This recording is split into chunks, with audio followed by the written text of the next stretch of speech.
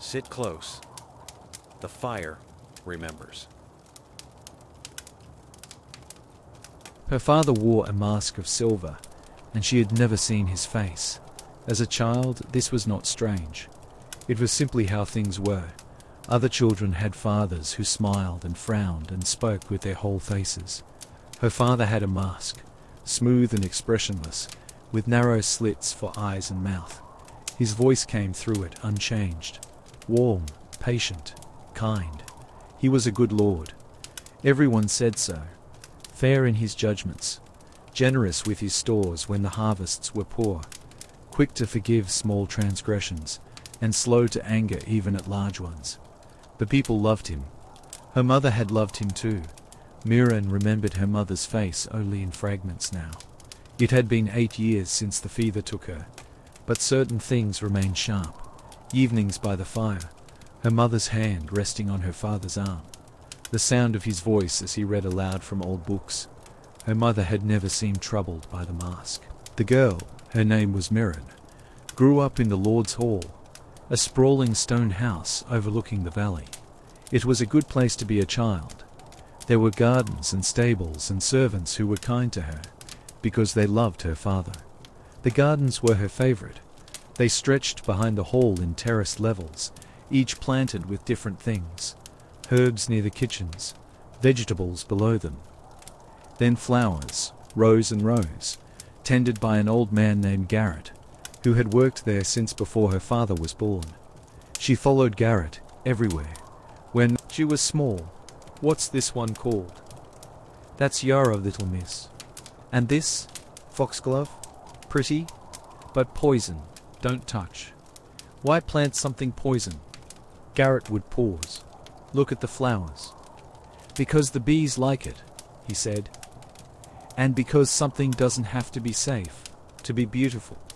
Miran thought about that for a long time. Her father walked through the gardens in the early evenings.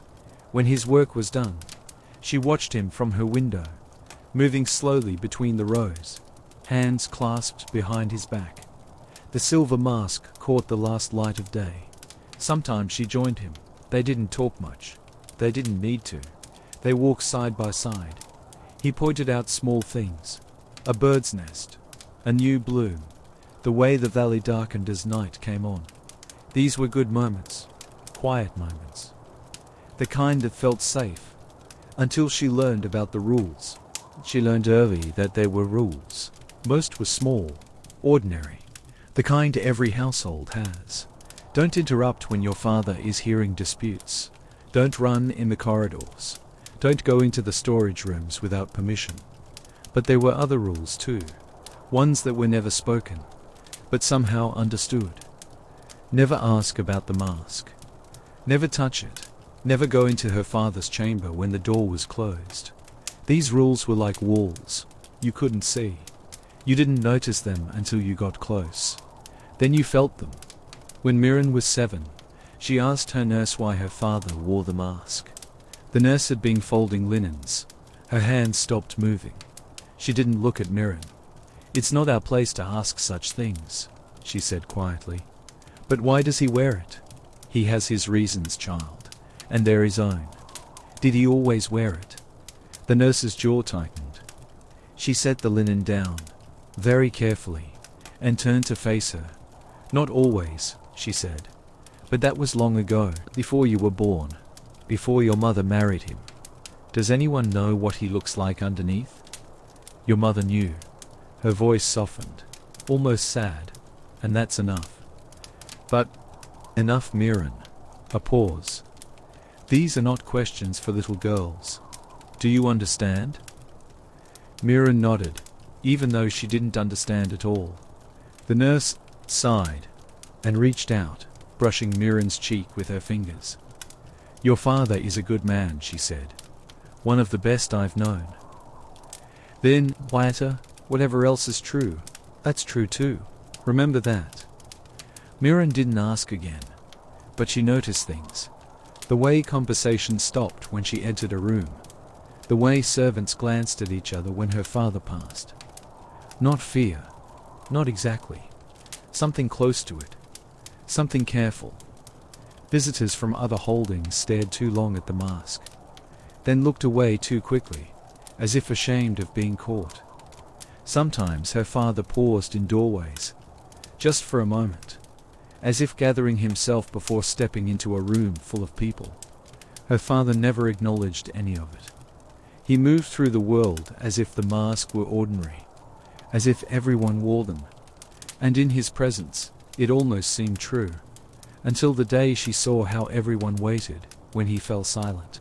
When she was 10, there was an incident in the village. A man had been caught stealing grain from the common stores. Not much, just enough to feed his family through a lean winter, but theft was theft. And the law was clear. Her father held court in the great hall. Miran sat in the corner as she always did, watching and listening. The hall was full that day. Everyone wanted to see how the Lord would handle it. The man who'd stolen the grain was well liked. His children played with the other children.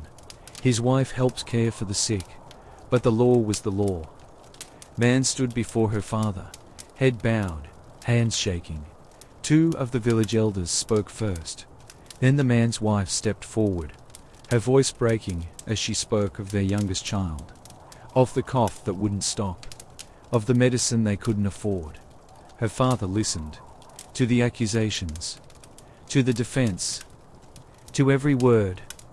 Then, he was quiet, a long quiet. The hall went still, no one shifted, no one whispered, everyone waited. Miran watched her father. The mask gave nothing away. He could have been thinking anything, feeling anything. You took what was not yours, her father said at last. His voice was calm, measured. This cannot be overlooked. The man's wife made a small sound behind him, almost a sob. But, her father continued, I am told your youngest child is ill. A pause, that you needed the grain to trade for medicine. Yes, my lord, the man whispered. Then you repay the grain by working in the mill for 2 months. Your wages will return what was taken. Another pause, and I will send my physician to see your child. The man looked up, tears running freely. Today, her father added. The man tried to speak, but couldn't. He bowed deeply and left with his wife. Afterward, people spoke in low voices as they filed out. Fair man, could have done worse. Better than we deserve. When the hall was empty, Miran approached her father. That was good, she said. What you did. He turned to her. The mask caught the light, gleaming. Justice must be tempered with mercy, he said. A lord who forgets, that becomes something else. Something harder. Something that cannot bend. She smiled at him. And though she couldn't see his face, she felt him smile back. This was the father she knew. This was the man the people loved. But even then, there were moments that didn't fit. When she was 12, she woke in the night to sounds from her father's chamber. Low sounds, muffled. She couldn't tell if they were words or something else. She lay in bed, listening, her heart beating too fast. The sounds stopped. Then footsteps, slow, heavy, pacing back and forth across the room, back and forth, back and forth. She counted without meaning to. 23 times he crossed the room. Then silence again. In the morning, her father was at breakfast as always, the mask in place, his posture careful, his voice calm. Did you sleep well? He asked. Yes, she lied. He poured her tea. His hands were steady, but she noticed how deliberately he held the pot. How focused he seemed on the simple act, as if it required effort. We're having visitors next week, he said. Lord Brennan and his family. You remember them? Yes. His daughter is close to your age now. I thought you might enjoy the company. That would be nice. They ate in silence for a while. Then he said, if you ever hear anything at night that troubles you, a pause. You can always come to me. You know that, don't you? She looked at him, at the mask, at the careful stillness of him.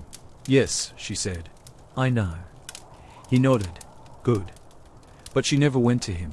Not when she heard the sounds again. Not when they came more often. Not when they grew louder. She stayed in her bed, listening, counting footsteps, pretending sleep. That same year, traveling merchants came through. There were 5 of them. An older man who led the group, 2 younger men who handled the goods, a woman with red hair who kept the accounts, and an older woman with silver hair, who mostly watched. They stayed 3 nights. They told stories over dinner. Bandits on the road, flooded rivers, a village where all the cats had disappeared overnight. The silver-haired woman didn't tell stories. She watched. Mostly, she watched her father, not suspiciously, not unkindly, just as if she were looking for something. On the 3rd night, as the merchants prepared to leave, the woman stopped beside Mirren in the corridor. "Your father is a kind man," she said. "Yes," Mirren agreed. "You're fortunate to have him." "I know." The woman studied her for a long moment. Her eyes were clear, grey. "And he's fortunate to have you," she said. "Remember that, whatever else happens, whatever else you learn." A pause. "Remember that he loves you, that everything he's done has been because of that love." Mirren frowned. "Of course he loves me. He's my father." "Yes," the woman said gently. "But sometimes love isn't simple. Sometimes it means carrying burdens no one else can see." She smiled, sad and knowing. "Someday you'll understand." The merchants left the next morning. Mirren never saw the woman again, but she thought about her words for years. As she grew older, the house began to change. Not all at once, quietly, carefully. Rooms that had always been open to her were suddenly not. The old study at the east end of the hall was the first. She'd gone there often to borrow books. Then one day when she was 14, she tried the door and found it locked. She asked her father about it at dinner. "I needed the space for storage," he said. "Storage of what?" "All documents, records, things that need to be kept, but not disturbed. Can I still get books from there?" "I had them moved to the main library." She went to look the next day. Some were there. Not all. The librarian told her the rest had been damaged, ruined by damp. Destroyed, but Myron remembered those shelves. They'd been dry. She said nothing. The wine cellar came next. She used to go there with the cook to fetch bottles for dinner. One day the cook stopped her at the top of the stairs. "Stay upstairs now," she said. "Why?" "Your father's orders. Did something happen?" The cook's knife paused, just for a moment. "Nothing happened," she said. "Just new rules." And then there was her father's chamber. She couldn't remember when she'd last been inside. Once she'd sat on his bed in the mornings, telling him about her dreams while he dressed. Now the door stayed closed. Always. She understood without being told. She began to notice other things. The way her father never ate with the mask on. Meals taken alone, or before anyone else was awake. Once she came down early and saw him sitting at the table, eating bread and cheese. The mask was off, his back was to her. She froze. He must have heard her. He stiffened, reached for the mask, fitted it into place before turning around. "You're up early," he said, calm, tight. "I couldn't sleep." "Go back to bed." She obeyed, but as she climbed the stairs, one thought stayed with her. In that brief moment, she'd looked human. Whatever the mask hid, it wasn't his hair. He avoided mirrors too. The hall had many. Tall ones in ornate frames. He never looked at them. Once she watched him enter the great hall. A mirror faced the door. He kept his eyes on the floor until he passed it. Sometimes she saw him touch the mask when he thought he was alone. Just fingertips against the silver, as if checking it was still there, or as if surprised to find it. She saw him do this once in the garden, standing among the roses. Perfectly still, she backed away without a sound. These observations gathered inside her. Heavy, uncomfortable. She told herself they didn't matter, but the questions never left. When she was 16, her father fell ill. Not gravely, Just a fever, enough to keep him in bed for several days, enough to draw the physician's concern, and Myron's. She brought him tea in the afternoons, sat beside his bed and read aloud from old books, stories she remembered from childhood, stories her mother used to read. His chamber felt different now, darker, barer. Heavy curtains covered the windows. There were no personal things, no tokens, nothing that suggested anyone truly lived there. He looked smaller in the bed. The mask seemed too large on his face. "You don't have to stay," he told her. "I want to." He lay very still as she read. Sometimes his breathing would hitch, as if he were about to speak. He never did. After a while she stood to leave. "Mirren," he said. She turned back. He took her hand, warm, familiar, and desperate in a way she'd never felt before. "You're a good daughter," he said. "Better than I deserve. Don't say that." "It's true." His voice was tired. "You've been patient with me. Kind. And I want you to know." He stopped, coughed. She waited, but the words didn't come. The fever broke the next day. He returned to his duties within the week. But something had changed. She felt it the way you feel a storm coming. He stopped walking with her in the gardens, stopped asking her to sit with him in the evenings. Their conversations became shorter, formal, careful. She tried to bridge the distance. Every attempt ended the same way. Work to do, letters to write, people waiting. She wondered if she'd done something wrong, if she'd stayed too long, too much. She began spending more time in the library. The library had always been her refuge. Rows of books, the smell of old paper, quiet that felt safe. She started reading the older records, the ones from before her birth. Most were ordinary, until she found the box, old letters, tied with string, hidden behind a shelf. She almost put them back, almost. She untied the string and read. They were love letters, between her parents, written before their marriage. Her mother's handwriting was elegant, her father's precise, careful. In one letter, her father wrote of needing to tell her something he'd hidden too long. In another, her mother replied, "I understand what you've told me, and it changes nothing." Mirren read that line again and again. "I understand." That night, she couldn't stop looking at the mask across the dinner table. What had he told her? And why hadn't he told his daughter? She was 17 when she found the door. It was in the oldest part of the house, a corridor rarely used now, lined with portraits of ancestors she'd never known. She'd been walking late at night, restless. The house felt too small, too full of things unsaid. The door was set beneath a staircase. Small, easy to miss. She had passed it 100 times. That night, she stopped. The door was unlocked. She stood there with her hand on the latch. This was not her place. These were not her secrets. Her father had his reasons. Whatever they were his. She opened the door. The stairs led down, stone steps worn smooth. The air grew colder with each one. At the bottom was a small room. Not a cellar. Something else. A lantern burned on a shelf, already lit, as if someone had just been there. The room was bare. A table, a basin of water, a chest. She opened the chest. Inside were old clothes. Her father's, neatly folded. Beneath them, something wrapped in cloth. She unwrapped it slowly, and she understood. She didn't cry. She didn't scream. She just stood there, breathing shallowly, while the lantern flickered and shadows moved across the walls. Everything made sense now. The mask, the locked rooms, the mirrors he avoided. Her mother's words. "I understand, and it changes nothing." She wrapped the object back up, put everything away, exactly as she'd found it. Then she climbed the stairs and closed the door.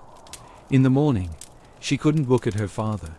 She took breakfast in her room, told the servant she was unwell.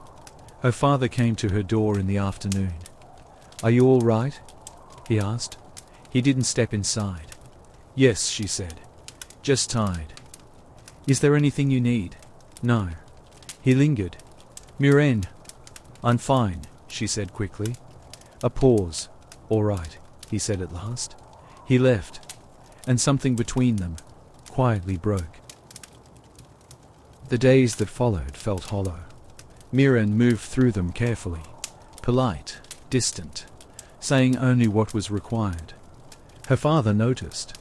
Of course he did, but he did not ask. He watched her with those hidden eyes, the silver mask unchanged, and said nothing. Winter came. One morning her father knocked on her door. "May I come in?"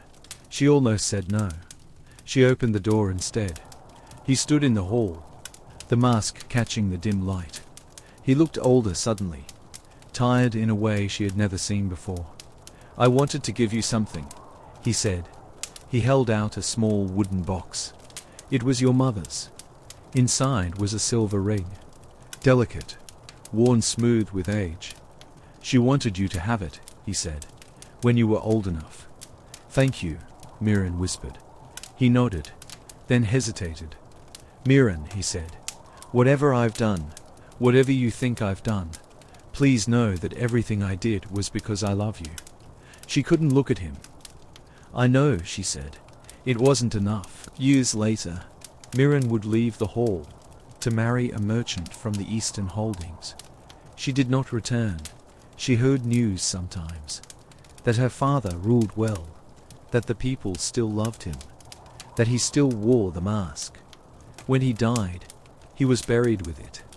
Miren did not attend the funeral, not because she hated him, not because she stopped loving him, but because some distances, once opened, can never be closed.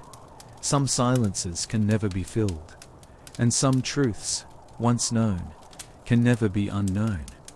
She remembered him instead, as he had been when she was small. His warm voice, his patience, his kindness.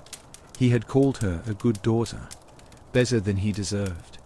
She understood now, and it broke her heart.